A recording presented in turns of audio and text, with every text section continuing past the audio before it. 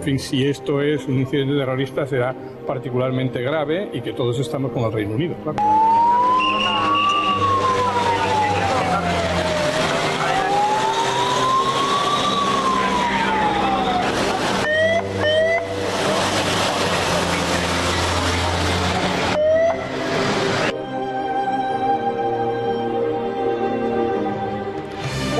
Un atentado terrorista ha sembrado el pánico hoy en las calles de Londres, donde un atacante de identidad aún desconocida ha arrollado con un 4x4 a los viandantes que circulaban por el puente de Westminster para terminar apuñalando a un agente de policía en las inmediaciones del Parlamento británico.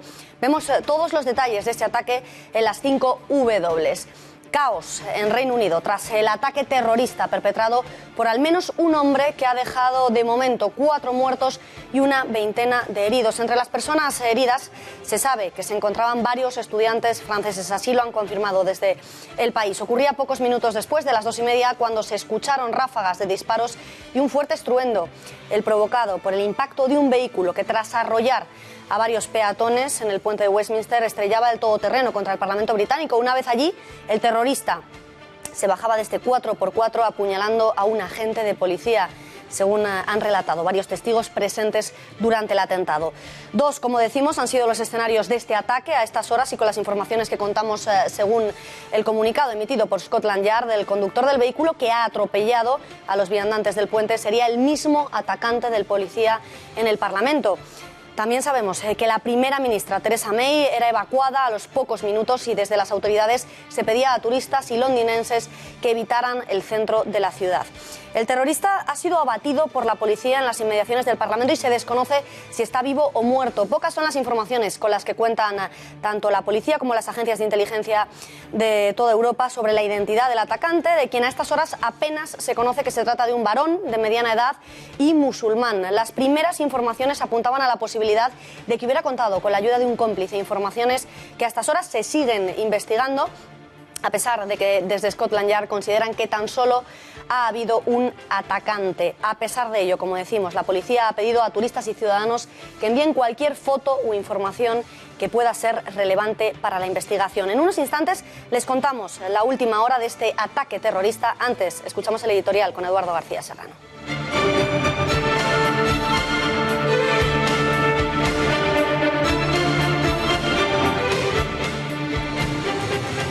Buenas noches, Beatriz. No es casual que en el aniversario de la masacre de Bruselas se haya producido el brutal atentado de Londres. No lo es, por mucho que la corrección política e informativa imperante en Europa, que le teme más a la tilde de islamofobia que al propio terrorismo islámico, quiera desvincular lo sucedido hoy con lo acontecido en Bruselas hace un año. Nos movemos de momento en el terreno de las hipótesis, pero las evidencias son lo suficientemente elocuentes.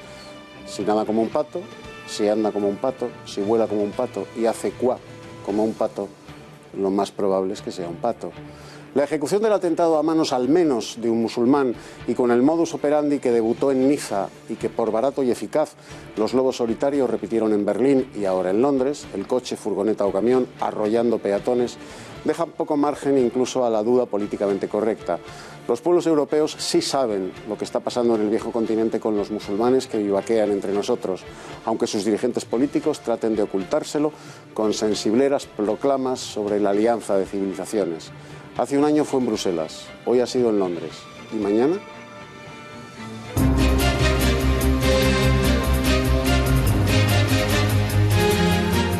La policía y los Mossos d'Esquadra detienen en sendas operaciones antiterroristas a 3 yihadistas en Valencia y en Roda de Ter, en Barcelona. Se trata de 3 marroquíes que formaban una célula de adoctrinamiento, propaganda y captación que ya habían reclutado a 2 mujeres españolas para el Estado Islámico. Por tanto, tanto la Policía Nacional como en este caso los Mossos d'Esquadra siguen trabajando de manera coordinada en la lucha contra el terrorismo yihadista y creo que es para que nos felicitemos todos los españoles.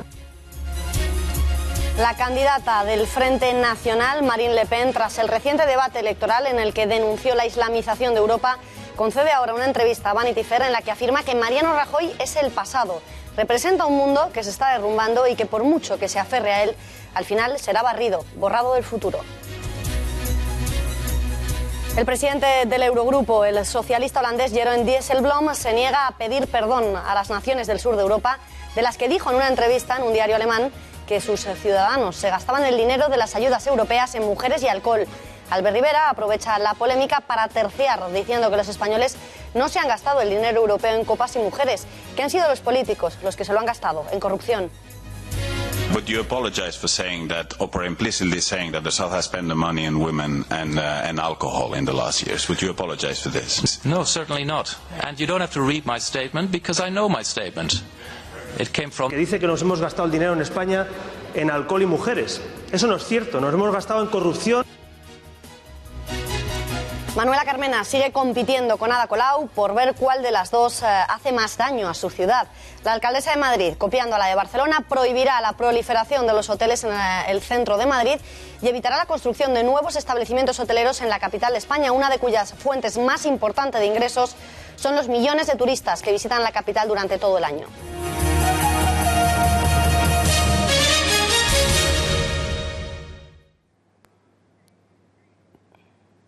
Terror en Westminster después de que la policía haya abierto fuego contra el atacante que, tras arrollar a varios peatones en el puente, atacaba con un puñal a un policía en las inmediaciones del Parlamento. De momento, el ataque ha dejado al menos 4 muertos, entre los que se cuenta el policía apuñalado, y una veintena de heridos. Se desconoce aún la identidad del terrorista, que ha sido abatido, como decíamos, a tiros por las fuerzas de seguridad.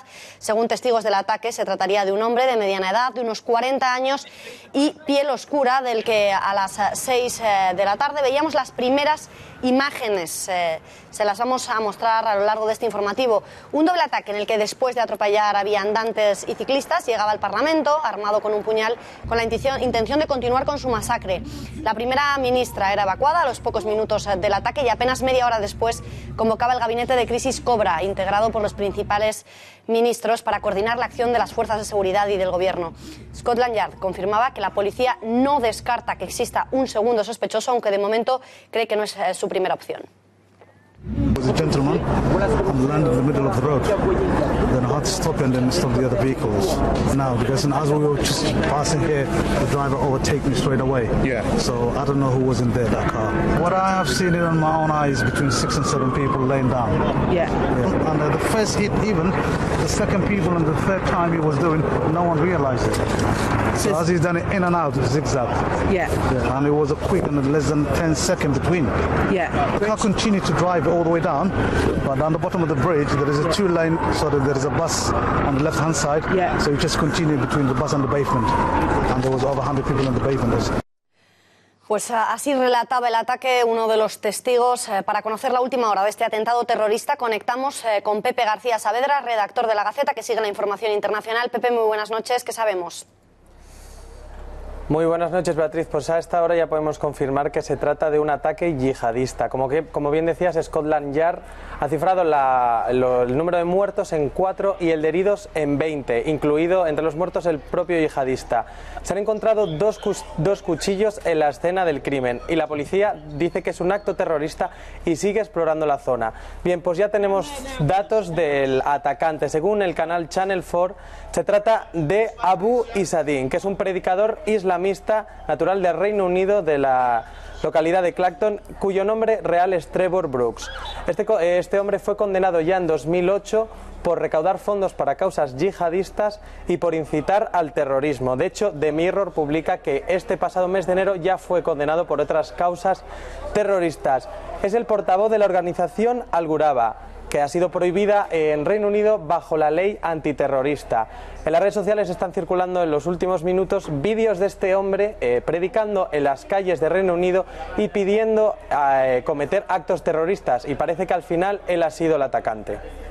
Pues importantísima, Pepe. Cualquier novedad que se produzca a lo largo de la próxima hora, de los próximos minutos, nos pides paso y nos la cuentas. Muchísimas gracias, Pepe. Y es momento de conectar con Londres en directo. Contamos allí con el testimonio de una compañera, la periodista Bárbara Mora, que trabaja como editora para el gigante de las redes sociales, para Twitter.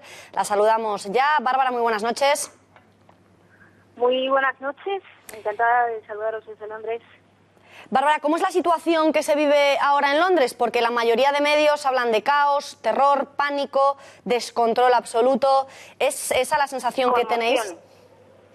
Efectivamente, conmoción. Yo creo que la ciudad se ha quedado en shock y eso que ya estábamos prevenidos, ¿no? En Londres desde hace ya tiempo es habitual ver a la policía por las calles bien armada, y más en zonas como esta, donde ha ocurrido todo, en zonas turísticas, pero aún así ha sido una conmoción para todos, tanto para la policía, precisamente porque uno de sus miembros ha sido objetivo, ¿no? del ataque, pero también para los turistas, porque es una zona con la que todo el mundo todo el mundo que visita Londres va a los pies del Big Ben, entonces todo el mundo siente que ha estado ahí, que lo conoce, y eso acerca aún mucho más el horror, ¿no?, que ha pasado esta tarde aquí en Londres. Bárbara, ¿desde las autoridades os están dando algún tipo de recomendación? ¿Se ha pedido a los ciudadanos que no vayan a algunas zonas, que no vayan al metro, como ha ocurrido en otras ciudades cuando han sido atacadas, o de momento no están recomendando nada? Sí se está diciendo, por supuesto, los metros los cerraron, las salidas que daban precisamente frente al Big Ben se cerraron y se aconsejó que no se visitara la zona. Todavía esa es una zona que está totalmente acotada, hay cordón de seguridad, hay helicópteros sobrevolando la zona y, por tanto, esa zona además está también llena de prensa. La zona está acordonada y es como ellos dicen, la investigación todavía está en curso y no se puede acceder a donde ha tenido lugar los hechos. También además se está diciendo desde los hospitales donde están los heridos, los 20 heridos que ha habido en este ataque, se está pidiendo que no vayan a emergencias si es posible evitarlo, porque hay 20 heridos, algunos de ellos críticos, y no conviene colapsar más las emergencias de lo que usualmente están. Bárbara, ¿se sabe si el Ejecutivo tiene pensado decretar el estado de alarma o extremar de alguna manera la seguridad nacional? Theresa May ha convocado el gabinete de emergencia para esta misma noche y se va a reunir con las altas, sobre todo esferas de seguridad de la ciudad, y ahí van a hablar sobre qué hacer, imagino. Pero al mismo tiempo el Parlamento ya ha dicho que mañana va a volver a la normalidad. Tanto la Cámara de Comunes como la de Lores mañana va a volver a la normalidad. Por tanto, no creo que ahora nos sorprendan con nada más de lo que se ha dicho hasta ahora. Pero sí que va a haber esa reunión de urgencia y ahí saldrán cosas. Bárbara, tú como editora de la red social, pues a día de hoy una de las más influyentes y más en estos asuntos, ¿cómo se está viviendo el atentado, el ataque en Twitter? ¿Ves diferencias respecto a otros ataques terroristas? No, siempre las redes sociales siempre han estado ahí para cubrirlo del mejor modo posible. Hoy el periodismo ciudadano es importantísimo y por tanto habréis visto vosotros mismos, habéis utilizado vídeos y testimonios de gente que ha estado en la zona. Por tanto, en este caso, gracias a las redes sociales, todo el mundo se convierte en cierto modo en periodista, ¿no? Aparte, también las redes sociales pues han servido para los servicios de emergencia, para todos aquellos que se han visto envueltos en la situación, pues dar y difundir sus mensajes, los números de teléfono donde la gente que está preocupada por algún familiar o amigo puede llamar. También donde los diputados que estaban encerrados porque no los dejaban salir en el Parlamento han empezado a tuitear, han empezado a decir todo por redes sociales cómo se encuentran, que siguen estando bien, qué están haciendo. Ha dejado sentir y palpar un poco como si estuvieras tú ahí dentro. También el primer ministro, por ejemplo, David Cameron, ha lanzado su mensaje de apoyo, ¿no?, hacia las víctimas, también desde las redes sociales. Por tanto, como siempre, una vez más, han sido útiles y han sido vitales para que todos estemos bien informados y al día de lo que ha ocurrido hoy. Desde luego, Bárbara Mora, pues muchísimas gracias, periodista en Londres. Gracias por tu testimonio, por darnos todas esas informaciones y esperamos que el país pueda recuperar la normalidad lo antes posible. Buenas noches. Ojalá sea así. Un abrazo.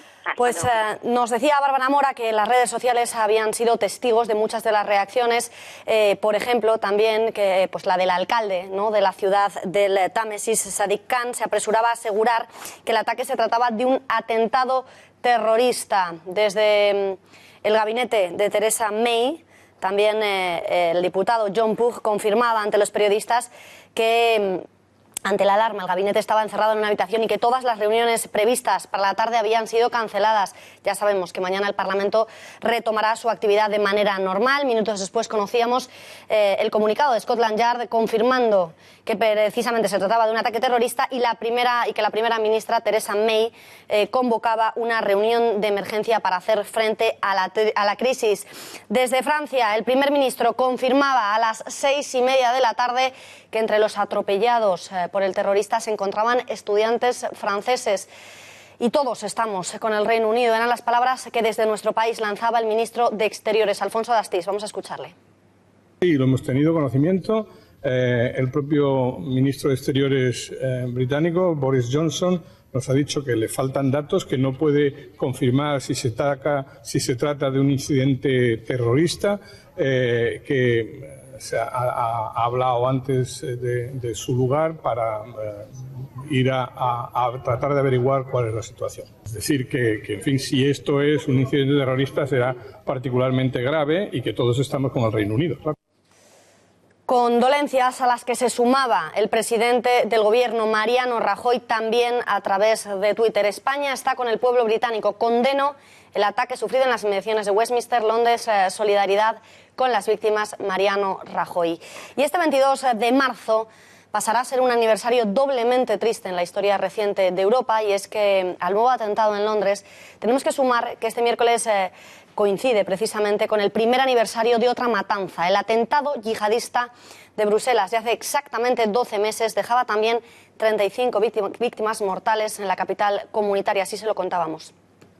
Así abríamos nuestro informativo hace justamente un año. Buenas noches. La tragedia ha vuelto a golpear al corazón de Europa. A las 8 en punto, 2 explosiones en la terminal de salidas del aeropuerto de Bruselas dejaban la zona absolutamente destruida y un balance de 14 muertos y decenas de heridos. La Fiscalía belga confirmaba poco después que en el atentado había intervenido al menos un atacante suicida. A las 9:11 del mismo día se producía otra explosión en un vagón del metro de la estación de Malbec, cuando este salía en dirección al centro de la ciudad, dejando 20 fallecidos más. La estación se encuentra cerca de diversas agencias de la Unión Europea, incluido el Parlamento. El metro de la ciudad fue evacuado y cerrado. A la vez que aumentaba el balance de víctimas, se producían las reacciones. The American people are with the people of Belgium, and we stand in solidarity with them in condemning these outrageous attacks against innocent people. El 22 de marzo vuelve a ser hoy una jornada trágica por culpa del terrorismo islamista. Junto a los asesinados en Londres, Europa recuerda más que nunca a las víctimas de Bruselas. Se trata este nuevo ataque terrorista de un nuevo caso aislado, como nos repiten machaconamente desde la mayoría de medios de comunicación, a excepción de la matanza de Charlie Hebdo, en la que los objetivos estaban perfectamente señalados y que abrió la etapa negra que vive el viejo continente en el último año y medio. El resto de atentados contra los europeos tenían varias cosas en común. A pesar de los diferentes mecanismos para matar, todos los asesinos se aprovecharon de los fallos y debilidades en la seguridad y tenían preparados métodos combinados para causar todo el daño y las muertes posibles.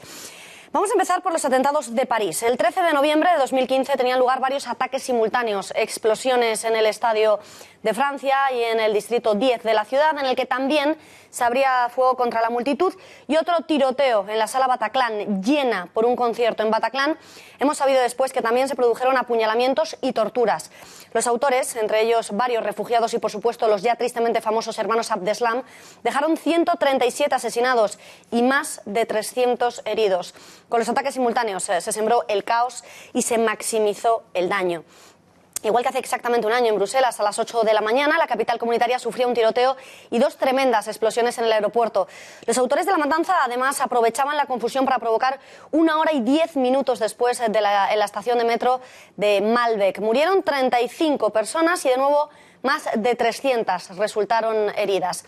Aún no nos habíamos recuperado de esta masacre cuando el 14 de julio de 2016, aprovechando la celebración de la fiesta nacional francesa, asistimos al primer ataque con un vehículo pesado dentro de nuestras fronteras europeas. Era un modus operandi recomendado por Daesh a sus lobos solitarios, que ya se había probado en otros países.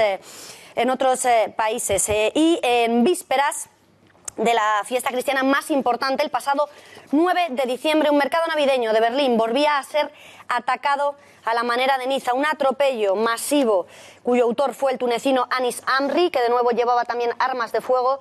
Para completar su matanza dejaba 12 muertos y decenas de heridos. Armas de fuego, por cierto, encontradas en el vehículo.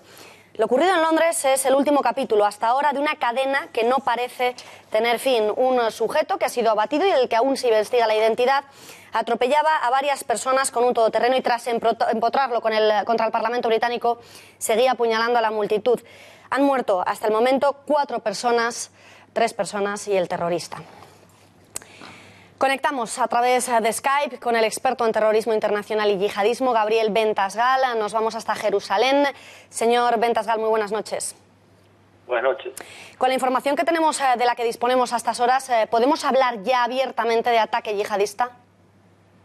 Mira, tú sabes que los yihadistas copian patrones de conducta y patrones de acción. El tipo de terrorismo, de atropellar utilizando tu auto particular, ya lo hemos visto en los últimos 2 años, por ejemplo, en Israel. No es algo nuevo. Yihadistas copian acciones de otros lugares también. Pero ¿usted cree que se trata de un lobo solitario, como de momento sospecha Scotland Yard? ¿Cree que lo ha podido hacer solo, que no ha tenido ayuda de nadie más, o tiene pinta de que ha necesitado un cómplice? Es que el modelo actual no es exactamente lobo solitario. Se conoce como solo yihadista y funciona de la siguiente manera. Tú te autoadoctrinas desde tu computadora. Tú decides qué tipo de atentado vas a ejecutar. Tú lo planificas solo y probablemente tú te lo filmas también y dices que lo haces en nombre o en honor a ISIS, a Daesh. Por lo tanto, no es exactamente un lobo solitario. No necesitan, para poder planificar un atentado como el que vimos hoy, gran planificación organizativa, ni gran apoyo todavía. Cualquier persona individual puede ejecutarlo. Es decir, que en las próximas horas podría el Estado Islámico emitir un comunicado reivindicando este último ataque. Y seguramente el Estado Islámico no tiene ningún nexo directo con la organización de la operación en sí. El Estado Islámico no es una organización, es una idea. Y la idea es eliminar de la faz de la tierra la cultura occidental, que es la que infecta a los musulmanes, o la jahilía. Por las informaciones con las que contamos a estas horas, cuando faltan prácticamente 5 minutos para las 9 de la noche, se trataría, según estas informaciones, de un británico que ya habría estado encarcelado por apología del yihadismo. ¿Cómo es posible que estuviera en libertad? Mira, siempre y cuando cumplan condena no hay ninguna restricción legal para mantenerlo en prisión. Lo que sí es importante es que las cárceles en todos los países europeos están siendo el nido de cultivo de estos yihadistas. Por lo tanto, es importante que, por un lado, permitir la libertad religiosa, pero no permitir la entrada de imanes que le llenan la cabeza a los presos y que se aprovechan de su debilidad espiritual para convertirlos en yihadistas. Señor Bentasgal, ¿cómo deberían actuar las autoridades del Reino Unido en estos momentos? ¿Qué medidas de seguridad deberían adoptar de manera inmediata? Mira, yo no soy nadie para aconsejar al gobierno británico, pero lo que sí me queda claro es que es hora que en Europa adopten una medida conocida como seguridad general, y es, en forma sistemática, controlar a grupos que potencialmente, siguiendo una ficha demográfica de alguna manera, son potenciales activistas del terrorismo, perseguir y controlar directamente y estrechamente, y no solamente al sospechoso individual, sino a grupos potenciales. Eso es algo que Europa lamentablemente va a tener que adoptar. Pues, señor Bentasgal, gracias por habernos atendido en un día como hoy. Muy buenas noches. Un placer. Y es que ocurre el mismo día en el que en España 2 operaciones antiterroristas se han saldado con la detención de 3 yihadistas. Los Mossos d'Esquadra y la policía han detenido, por un lado, a 2 hombres de nacionalidad marroquí en Ronda de Ter, en Barcelona, en el marco de esa operación contra el terrorismo yihadista que se ha iniciado esta misma madrugada, mientras que en Valencia un hombre ha sido detenido por intentar captar a combatientes para el Daesh. Este hombre detenido tenía mujer, 3 hijos pequeños y llevó una vida solitaria y reservada, según explicaban sus propios vecinos. Desde el Ministerio del Interior, Juan Ignacio Zoido ha felicitado a los cuerpos y fuerzas de seguridad del Estado por las exitosas operaciones. Por tanto, tanto la Policía Nacional como en este caso los Mossos de Escuadra siguen pues trabajando de manera coordinada en la lucha contra el terrorismo yihadista, y creo que es para que nos felicitemos todos los españoles de esta magnífica colaboración y coordinación, porque redunda en beneficio de todos y sobre todo de la seguridad, para que podamos vivir pues con la tranquilidad propia de quien quiere seguir ejerciendo libremente los derechos, como nos ocurre a todos los españoles. Pues hemos salido a la calle para conocer si tras los atentados de París, Niza, Bruselas, Berlín y ahora Londres, los españoles tienen miedo, temen un atentado de estas características en suelo español. Espero que no. El miedo siempre lo tienes. Yo creo que todos estamos concienciados de que pueden en cualquier momento surgir la situación. Un poco sí. Y claro que puede haber un ataque en cualquier momento, pero bueno, en esta vida hay muchos riesgos y lo que hay que hacer es estar preparado materialmente y también espiritualmente para cualquier cosa que suceda. No, yo creo que la cosa está segura. Puede, sí. La verdad que tampoco tengo una idea muy clara de qué es lo que pasa o no, pero sí puede, sí. Bueno, podría suceder como ha pasado ya en Francia y Alemania e Inglaterra, pero yo creo que no va a suceder. Sí, me temo que eso puede suceder en cualquier lugar. Yo creo que sí. Hombre, por poder puede, pero... Sí, perfectamente. Puede ser perfectamente, sí.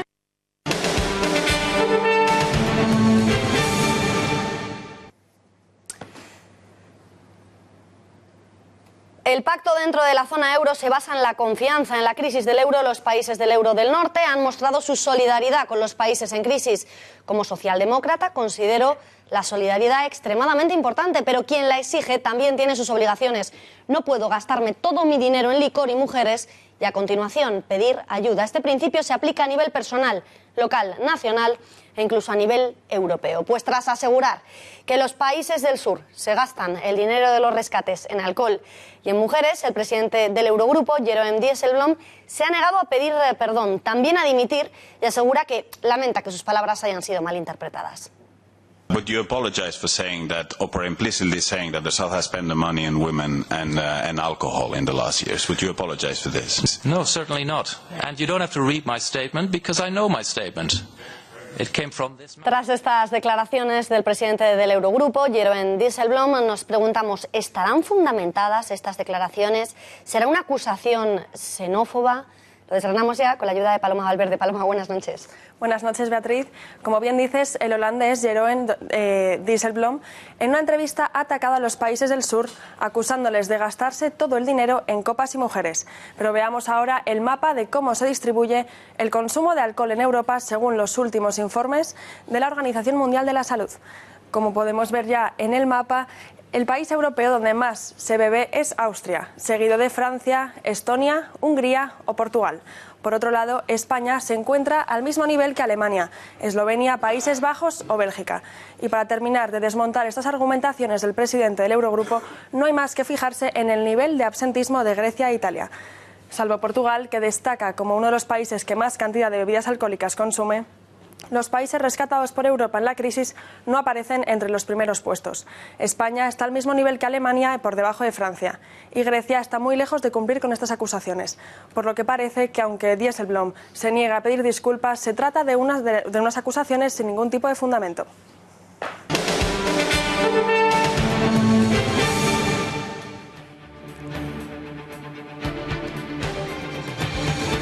Son las 9 de la noche, momento de hacer un parón en unos momentos. Seguimos hablando de estas declaraciones incendiarias del presidente del Eurogrupo.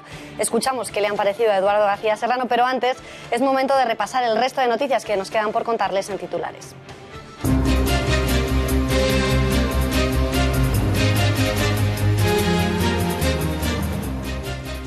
El Parlamento catalán ha desafiado nuevamente al Estado al aprobar partidas para la celebración del referéndum ilegal.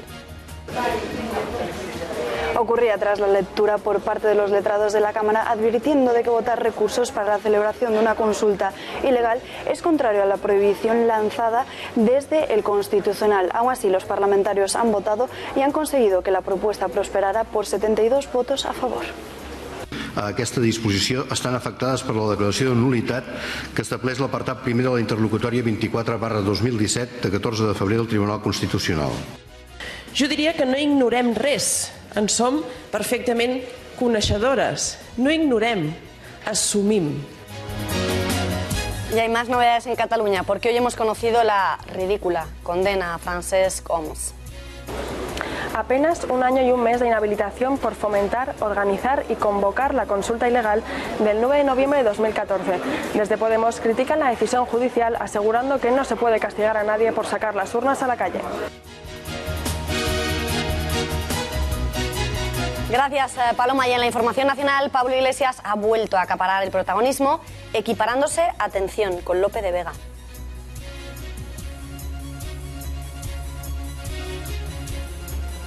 Lo ha hecho al recriminar a Rajoy los vetos con los que, según él, evita y bloquea que prospere cualquier iniciativa legislativa, al acusar al presidente de que a él todo se la pela y se la refanfinfla porque ya ha conseguido negociar los presupuestos. ¿Quieren saber qué le ha contestado Rajoy? Se lo contamos en unos minutos.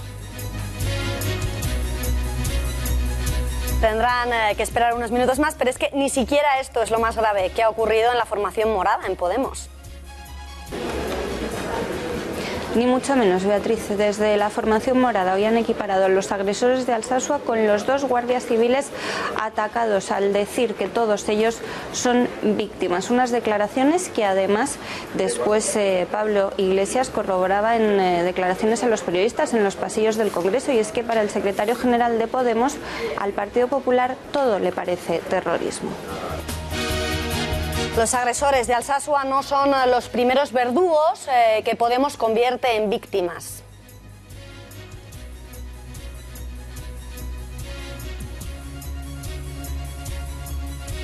Laura, buenas noches. Parece que tenemos algunos problemas de sonido. Otegi, Bódalo, Rubén Castro son solo algunos de los nombres referentes políticos de muchos de los miembros de Podemos. El mismo Pablo Iglesias ha pedido reiteradamente su liberación por las redes sociales.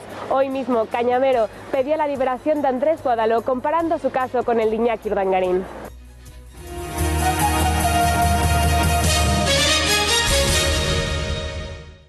Desafortunadas, tanto de forma como de fondo, y yo esperaba que se hubiera arrepentido. Reacción del ministro de Economía, Luis de Guindos, que echaba mano de la diplomacia para valorar lo declarado por Dijsselbloem como desafortunado. Pero es que las palabras del presidente del Eurogrupo han suscitado más reacciones en nuestro país, mientras que desde Podemos exigen la cabeza del dirigente europeo. Desde la formación naranja, desde Ciudadanos, Albert Rivera ha matizado sus palabras, asegurando que en el caso de España el dinero no se ha ido en alcohol o mujeres, sino en la corrupción de los políticos. Señor Rajoy, la fiesta ha sido muy grande. Y la fiesta la han pagado todos los españoles. Y yo estoy indignado, como muchos otros, con el presidente del Eurogrupo, el socialista holandés, porque dice que nos hemos gastado el dinero en España en alcohol y mujeres. Eso no es cierto. Nos hemos gastado en corrupción, en aeropuertos sin aviones, en radiales sin coches y en trenes sin pasajeros. Sí, estoy convencido que debería dimitir. Me parece completamente irresponsable y que no es de recibo pues decir que nos gastamos el dinero en vino y mujeres, cuando eso todo el mundo sabe que es absolutamente falso. Entonces, desde luego apoyo la petición, creo que es unánime. Una salida de tono, vamos, sí. Y en cierto modo el Eurogrupo, a nivel de los parámetros que puede manejar la economía europea como moneda, devaluar o no devaluar frente al dólar, etcétera, pues esa es la que en principio debería ser su función, más que el tema de que no sé qué ha dicho del alcohol de las señoras o algo así. Pues un poco desacertada, supongo. Sí, la verdad que bastante. Absolutamente lamentable. ¿Sí? Debería dimitir, porque no veo yo que los del sur seamos los que nos dedicamos a emborracharnos, más bien son ellos los que vienen a España a hacer eso. Pues yo creo que es un poco racista. Prefiero no comentarlo, creo que se me ve la cara. Fatal. Parece súper machista y vamos, y una poca empatía a las personas que están sufriendo. Horroroso. Que son unos imbéciles. Eso vamos, es no tener sentido, porque cómo se vamos a mujeres y eso. Para mí es una cosa aberrante. Pues una cosa aberrante. Debería dimitir Dijsselbloem. Es aceptable que el presidente del Eurogrupo haga unas declaraciones xenófobas en contra de países miembros de la Unión Europea. Es posible que sus palabras hayan sido mal interpretadas. Como decía él, pues Eduardo, tú dirás que no se le ha entendido bien. Se le entendió perfectamente, Beatriz. Dijsselbloem es holandés y es socialista. Un pedigrí como para colocarle colgado del pecho el cartel escrito por los romanos que decía Cabe Canem, un pedigrí estupendo. Dijsselbloem insulta a los europeos del sur diciendo que aquí nos gastamos el dinero en mujeres y en alcohol. Bueno, el dinero allende el Rin, que nos lo gastamos en mujeres y en alcohol. Y lo dice él, que en su país tienen a las pilinguis en los escaparates ofreciéndose a los transeúntes como quien muestra un jamón pata negra.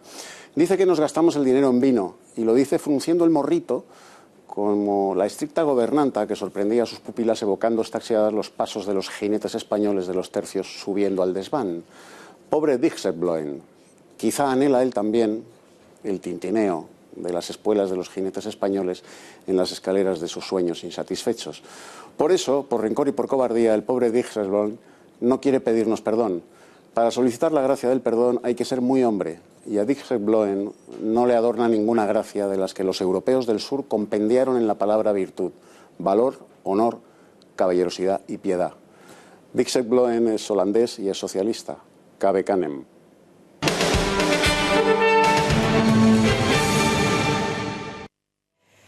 Y antes de abordar la información nacional, volvemos a la redacción desde donde nos piden paso. Parece que hay alguna última hora, alguna última información respecto a ese atentado de Londres. Pepe, tú dirás, buenas noches de nuevo.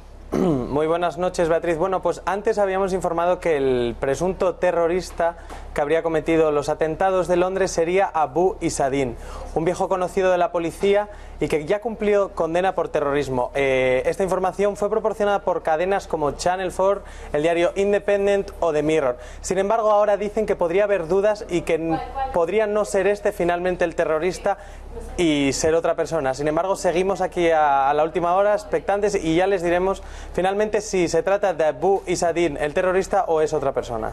Pues aclaración hecha, fundamental sin duda. Pepe, ya lo sabes, cualquier novedad nos vuelves a pedir paso y nos lo cuentas. Gracias y buenas noches.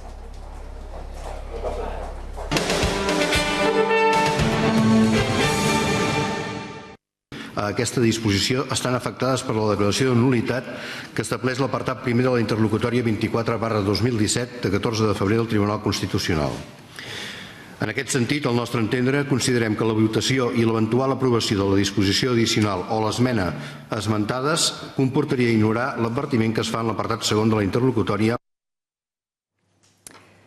Este era el momento en el que los letrados de la Cámara catalana advertían a los parlamentarios de la prohibición de votar partidas destinadas a la celebración de un referéndum ilegal. Una advertencia que los diputados han decidido desoír en el último desafío al Estado, por lo que de los presupuestos generales de la región se destinarán partidas a la celebración de la consulta. Decisión, por cierto, que ha salido adelante por 72 votos a favor. Veamos cómo se ha desarrollado esa votación y qué han dicho los diferentes grupos. Siguiendo todo lo que ocurría en el Parlamento, ha estado Alba Vila. Alba, buenas noches. Muy buenas noches, Beatriz. Así es, pues desde la CUP, Ana Gabriel ha agradecido la nota de los letrados, pero asegura que no se añade nada nuevo a lo que ya se sabía. Afirma también que, a pesar de conocer al 100% las advertencias, no las ignoran, sino que las asumen.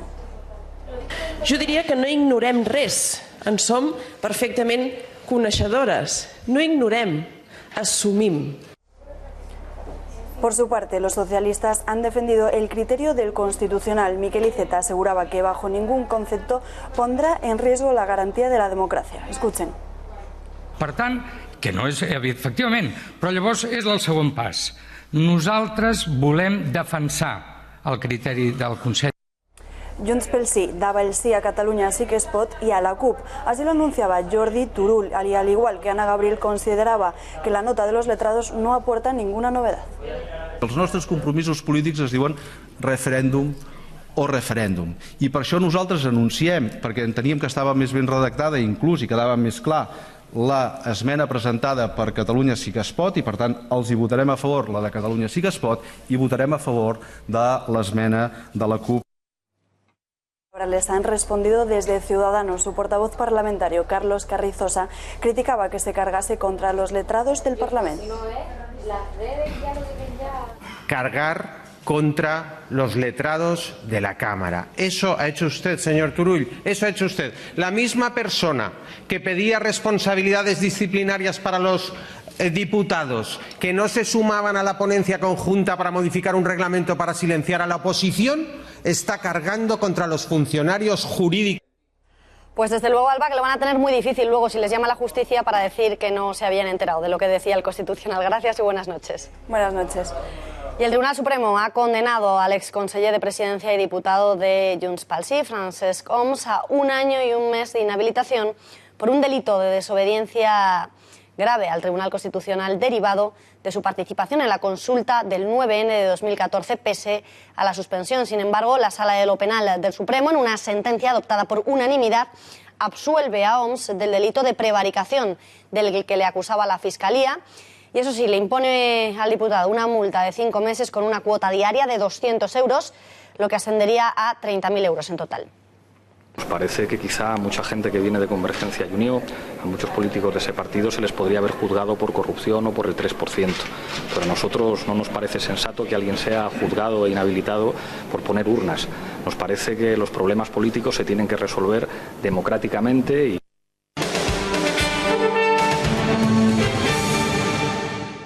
Tiene usted varias opciones. Me importa un comino, el informe de los letrados, me importa un pimiento, me importa un huevo, me importa un rábano o me importa un pepino. Incluso tiene usted otras fórmulas más directas. Me la trae floja, me la suda, me la trae al fresco, me la pela, me la reflanflinfla e incluso he encontrado una que creo que se adapta perfectamente a su estilo. Me la bufa. A usted el informe de los letrados se la bufa. Bueno, celebro saber que ya he conseguido el apoyo a los presupuestos y espero que todos los citados por usted tomen buena nota y le hagan caso. A partir de ahí yo pocas cosas más voy a tener que hacer. Pues se la suda, se la pela, se la reflanfinfla, ni siquiera lo sabe decir bien. Pablo Iglesias se cree que está en los pasillos del Insti en lugar de en un escaño por el que representa a miles de españoles. Eduardo. El insulto y el exabrupto son, tanto en la literatura como en el discurso parlamentario, una delicatessen al alcance de muy pocos. Para proferirlos con la sutileza y la elegancia de una estocada certera, hay que tener talento y genio, inteligencia y gracia, y saber imprimirles el tono adecuado en el momento oportuno. Sin el tono, tan importante en español, y perdiendo el segundo exacto de pronunciarlos, más vale callar y esperar. Todas estas virtudes adornan a muy pocos escritores y aún a menos parlamentarios. Ninguna de ellas las tiene Pablo Iglesias, quien, a mayor abundamiento de su congénita zafiedad, está convencido de poseerlas todas sobradamente. Pablo Iglesias es un acemilero dialéctico que provoca vergüenza ajena cuando se almena de culto y se adorna de un lirismo atufante que cuando se pone tierno es más cursi que un tutú y cuando, como hoy, lo emplea para tratar de agredir al enemigo, no le sale del verso, de la hipérbole o de la cita más que caca envuelta en la torpeza de sus palabras dislocadas. Sigmund Freud decía que la civilización comienza cuando el hombre, en vez de lanzarle una piedra a su adversario, le lanza un insulto. Por eso Pablo Iglesias está en la edad de piedra y por eso no es más que un picapedrero de la política y del español, la lengua en la que Dios le regaló a Cervantes el Evangelio del Quijote. Muchísimas gracias, Eduardo. Las críticas de Pablo Iglesias venían enmarcadas en el uso de los vetos que hace Mariano Rajoy, uso abusivo a juicio de los morados. Y es que el gobierno de Mariano Rajoy ha utilizado 24 veces su poder de veto, una vez cada 10 días, una media muy superior a sus predecesores. Por ejemplo, Zapatero lo utilizó 22 veces en toda la legislatura. Por su parte, Felipe González lo hizo 18 veces en toda la legislatura y Aznar ni siquiera llegó a utilizarlo nunca. Y mientras desde Podemos se da por hecho que el gobierno tiene bien atados los presupuestos, desde Nueva Canaria han asegurado que su partido no tiene intención de suicidarse, por lo que ya verán si se suman o no a aprobar las cuentas. Como no haya rigor y seriedad en esto, nosotros no vamos a suicidarnos. Yo creo que esto se entiende perfecto. Solo le faltaba a Nueva Canarias, con lo que le ha costado llegar a donde está, partido de 12 años de historia, suicidarnos, ¿verdad? Eso no lo vamos a hacer. Sin embargo, muchos son los cambios sutiles que hay que estar muy atento, que parecen confirmar que el gobierno habría pactado con los nacionalistas del País Vasco a cambio de que estos les permitan aprobar las cuentas.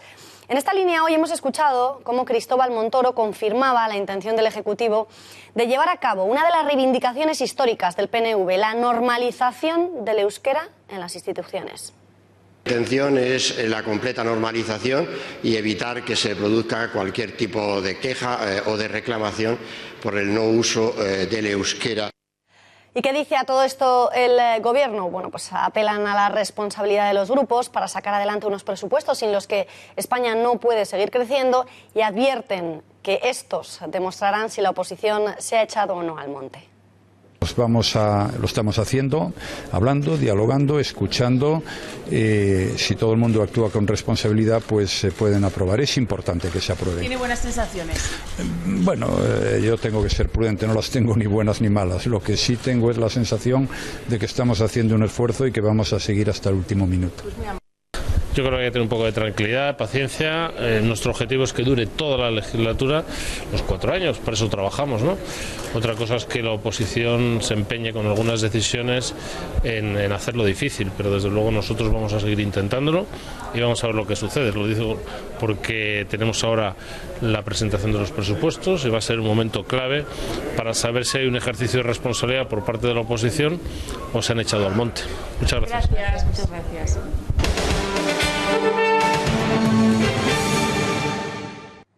El lenguaje burdo, bronco, ordinario no es la única polémica que ha enfangado a la formación morada en la jornada de hoy. Podemos ha respaldado este miércoles un manifiesto de apoyo a los 9 imputados por las agresiones a los guardias civiles y a sus parejas en Alsasua y ha defendido que ellos son tan víctimas como las personas agredidas. El partido de Pablo Iglesias cuestiona abiertamente el auto de procesamiento de la Audiencia Nacional en el que se les acusa de haber llevado a cabo un acto de terrorismo, un delito de terrorismo por su conexión con un grupo radical abertzale que promueve la expulsión de las fuerzas y cuerpos de seguridad del Estado del País Vasco y Navarra. Sin embargo, Podemos sostiene que lo ocurrido el pasado 15 de octubre fue una mera pelea de bar. Pero nosotros nos tenemos que reunir con todo el mundo. Las familias de los acusados o de los condenados no son agresores por ser sus familias y ahí creo que es bueno que todos utilicemos un lenguaje que se ajuste a la realidad. Nosotros nos hemos reunido con asociaciones de guardias civiles, como es nuestra obligación, y también con unas familias que nos pidieron una reunión. Y consideramos, en nuestra defensa de las víctimas, que en eso no hay ninguna duda, que tiene que haber proporcionalidad. Y que una agresión no se convierte en terrorismo inmediatamente y que seguramente es banalizar lo que significa el terrorismo, el estar acusando a unas personas de terrorismo cuando lo que tenemos es una agresión de unas características diferentes. Cuando se produce una agresión, pues lo que tiene que haber es una falta o un delito de lesiones. Pero creo que ese discurso del Partido Popular, banalizando el terrorismo y llamando a todo terrorismo, va en contra de la justicia y nosotros somos responsables y nos reunimos con todo el mundo. Y no solo salen en defensa de los agresores de Alsasua, sino que también lo hacen con Andrés Bódalo. El diputado de Podemos, Diego Cañamero, ha entrado hoy en el Congreso exhibiendo 2 carteles con las imágenes de Iñaki Urdangarín y de Andrés Bódalo para denunciar el trato desigual que a su juicio aplica la justicia.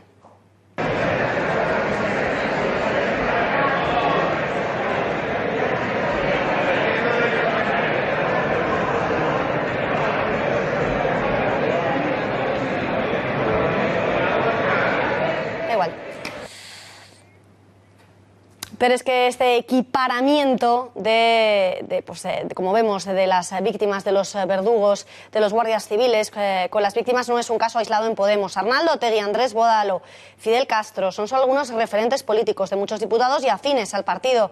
Pablo Iglesias es uno de los que ha pedido sin parar la liberación de algunos de ellos encarecidamente a través de las redes sociales y de diferentes declaraciones. Sin embargo, muchos de estos héroes han cometido verdaderas atrocidades. Demócratas que defienden dictaduras, activistas por los derechos humanos que apoyan la violencia y una defensa de los derechos sociales que terminan arruinando a su país. ¿No es así, María Matos? Buenas noches. Buenas noches, Beatriz. Así es. Vamos a ver algunos de los que ellos consideran grandes héroes y referentes políticos que en verdad son una larga enumeración de delincuentes, criminales, terroristas, dictadores y corruptos. Empezamos por Andrés Bódalo. Fue condenado a 3 años y medio de cárcel por agredir brutalmente hace 5 años a un concejal del Partido Socialista. No solo esto, sino que también fue partícipe en un piquete violento en una heladería por abrir esta voluntariamente en un día de huelga, saltar la Consejería de Agricultura de Andalucía, ocupar una iglesia de un colegio y asaltar también un Mercadona. Condenado a 4 años de cárcel encontramos a Alfon por llevar explosivos en una huelga en 2012. Y es que este héroe, para los de la formación morada, también llevaba tornillos susceptibles de causar daños a las personas. Arnaldo Otegui, condenado a 10 años de cárcel en 2011 por intentar resucitar a Batasuna, sin embargo, al final fueron solo 6 años y medio de pena. Aún así, fueron demasiados para los líderes de Podemos, que le consideran un héroe por la liberación del pueblo vasco en lugar de un terrorista. Admiran abiertamente como dictadores a Fidel Castro o a Hugo Chávez, el dictador cubano con sus más de 7.000 muertos y 1,5 millones de exiliados, o el líder bolivariano, que ha provocado que un 82% de los hogares venezolanos vivan en la pobreza y que el 32,5% solo pueda comer menos de 2 veces al día. Y el mes pasado veíamos como los miembros también de la formación morada defendían a Milagros Sala, una activista argentina violenta, mafiosa y corrupta que ya fue condenada y que está acusada de varios delitos. Un testigo que la vio actuar decía lo siguiente: le partió a culatazos el cráneo en 3 partes y le rompió la nariz. Las paredes quedaron bañadas de sangre.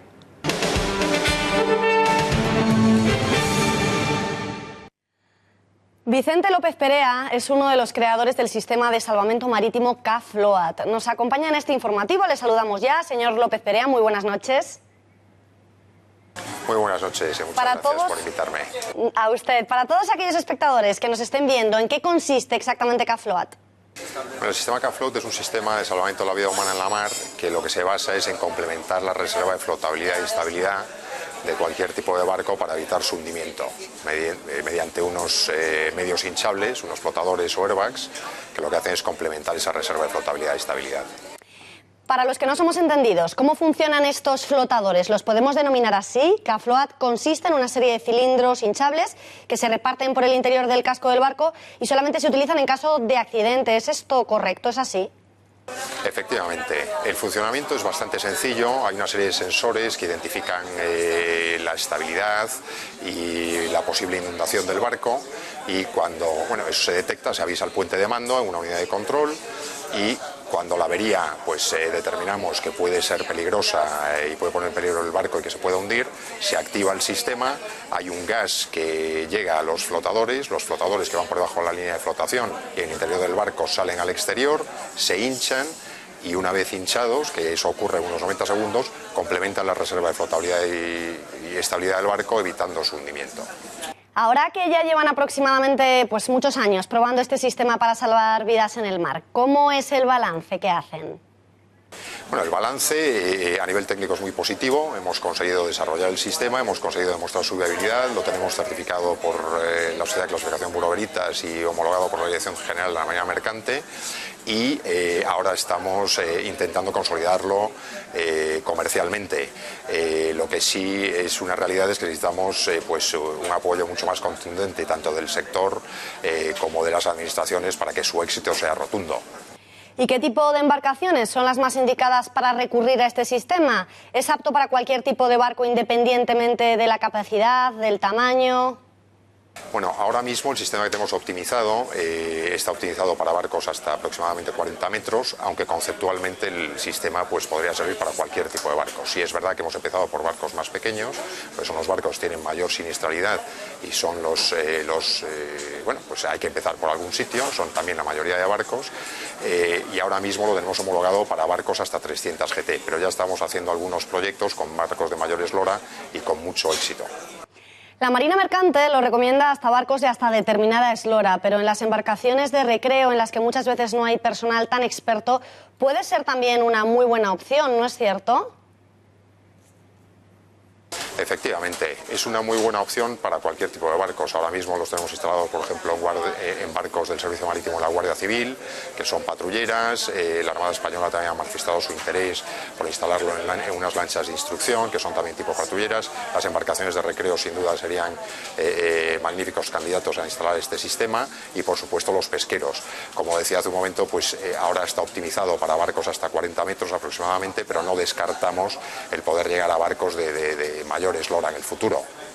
¿Y en qué casos de los que hemos visto recientemente en la prensa se podría haber evitado el hundimiento si hubieran llevado a bordo del sistema Cafloat? Bueno, pues en nuestra opinión en la mayoría, si no en todos. ¿Por qué? Pues porque el mayor riesgo que existe en un barco es el riesgo de hundimiento, precisamente, y con nuestro sistema, sea como sea la avería, siempre van a tener una mayor posibilidad de mantenerse a flote. Entonces, sin saber exactamente, por ejemplo, los detalles todavía, porque es muy reciente, del hundimiento del barco de Barcelona hace 2 días, pues lo que sí estamos seguros es que con nuestro sistema, sus posibilidades de haberse mantenido a flote, al menos un tiempo prudencial para poder salvar las vidas o para que tuviesen mayores posibilidades de salvar las vidas, pues con nuestro sistema eso aumentaría drásticamente. Vicente López Perea, gracias por haber intervenido en este informativo y muy buenas noches. Muchísimas gracias por invitarme y hasta pronto. A usted. Y un día más nos hemos quedado sin tiempo, es momento de irnos, les dejamos con Tiempos Modernos, gracias por nada y, como no, el gato al agua. Nosotros volvemos mañana a las 8:30, no nos fallen. Gracias y buenas noches.